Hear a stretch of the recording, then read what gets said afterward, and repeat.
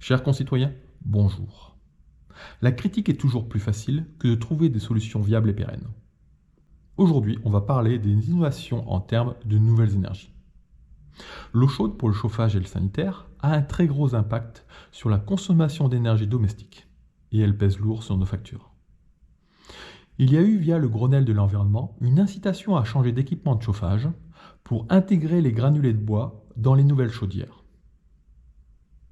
Malheureusement, le prix du bois fluctue d'une année à l'autre et ça reste polluant en termes de particules fines suite à la combustion du bois. Une solution est en train d'émerger avec la chaudière à hydrogène.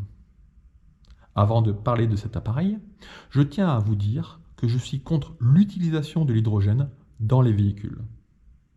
En revanche, l'utilisation de l'hydrogène pour le chauffage de l'eau dans un bâtiment me paraît être une idée géniale. Quand on parle de chauffage nouvelle génération, il faut y associer les panneaux solaires. Cela signifie qu'en période chaude, le système stocke de l'hydrogène dans des bonbonnes de gaz. Et durant les périodes froides, ce stockage est utilisé à moindre coût.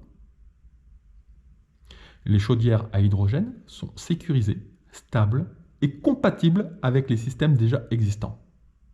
Le principe est très simple. Un appareil appelé électrolyseur sépare la molécule d'eau en hydrogène et en oxygène. L'hydrogène est récupéré pour alimenter une flamme qui va chauffer l'eau nécessaire pour un bâtiment. À part le coût à l'achat, c'est un appareil qui est très facilement rentabilisé et surtout qui a un impact extrêmement bas pour l'environnement.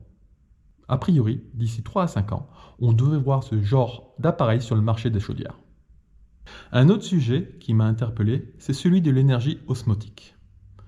C'est un système qui permet de récupérer de l'électricité grâce à la rencontre de l'eau salée et de l'eau douce. Elle est présente naturellement partout où les fleuves se jettent dans la mer. Il n'y a aucune nuisance sonore, écologique ou même technologique. Cette énergie a un flux continu et durable. Passablement, l'énergie osmotique pourrait générer plus d'électricité que toutes les centrales nucléaires du monde. J'espère juste qu'il n'y aura pas de fuite de nos cerveaux au profit du monde financier. Et enfin, un dernier sujet, toujours en cours d'étude, sur un supercondensateur à base de ciment et de noir de carbone.